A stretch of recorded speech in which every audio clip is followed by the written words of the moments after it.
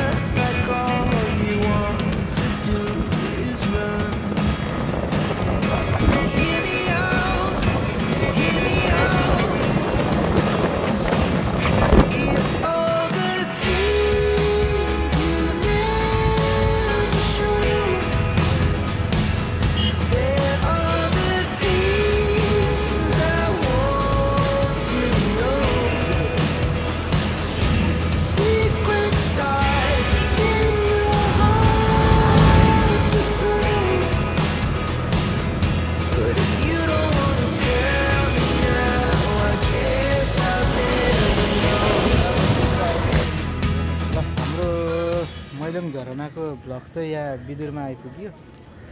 बिदुरको ट्याक्क यो के छ भन्दाखेरि यहाँ अदालत भएको एरिया, यहाँ चाहिँ जुस खाने ठाउँ छ। कस्तो लागिरहेछ हाकु दाइ? एकदम ठ्याक। कस्तो कस्तो एक्सपिरियन्स छ भन न? गर्मी पसिना प्लस के छ अरू भन न? कस्तो लागिरहेछ ठाउँ? धेरै गर्मी छ यो ठाउँ, रमान्छ ट्याक्कै तराई जस्तो छ ठाउँ चाहिँ, फेरि यस्तो राम्रो भ्यू छ टक्क। ल हामी चाहिँ यहाँ खाजा खान बसेको, केटाहरू अगाडि गए। हाम्रो जुस कस्तो छ भन्दा है, म त खाइरहेको हो, तिमीलाई जस्तो लाग्छ होइन त दाइ? ल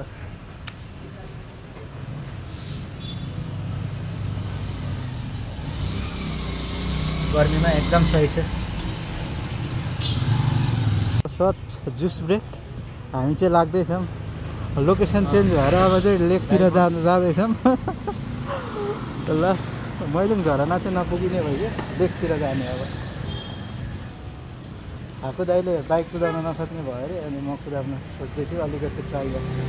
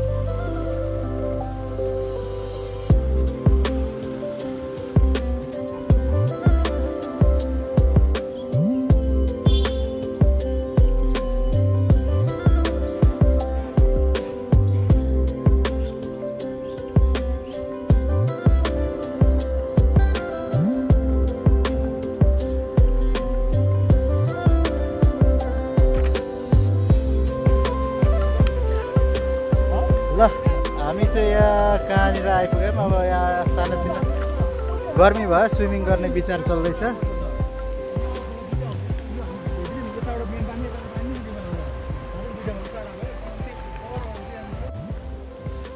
हाम्रो स्पट चाहिँ फाइनल डेस्टिनेसन, केटाहरू चाहिँ आउँदै हुनुहुन्छ। एकदम सही ठाउँ छ, पर्फेक्ट गइरहेको थियो क्या त्यहाँसम्म चाहिँ, पर्फेक्ट एकदम ठाउँ चाहिँ सही छ। ल यो चाहिँ हाम्रो स्पट थियो, टक्क हल्का रमाइलो गरियो, नुहाइयो सोइयो। केटाहरू चाहिँ अब जाने तर्खर गर्दैछ। ल होइन न, क्रस गर्दै गर न। ल घरबेटी सर चाहिँ अगाडि अगाडि जाँदैछन्। यहाँ टुल्की सर घडी लाउँदैछ, हाकु सर रेडी। ल तिम्रो बोक, त्यसपछि मेरो बोक्छु। ल घरबेटी सर गयो।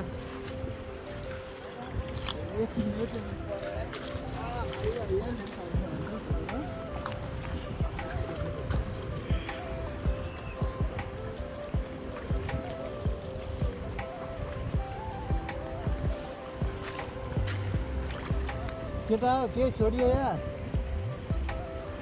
ल टोलीहरू जाँदैछ।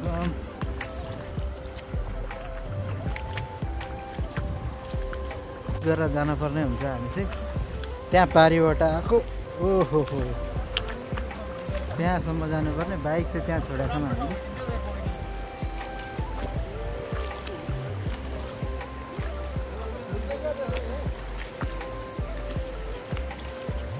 चिप्लो रहेछ बाटो चाहिँ।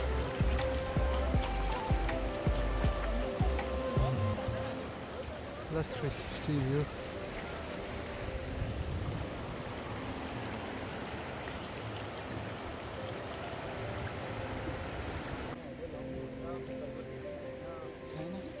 ढुङ्गामा बस्नु पर्छ नि त ढुङ्गामा बस्नु पर्छ क्या यस्तो गरेर यस्तो ढुङ्गामा एकैछिनमा सुत्थ्यो क्या।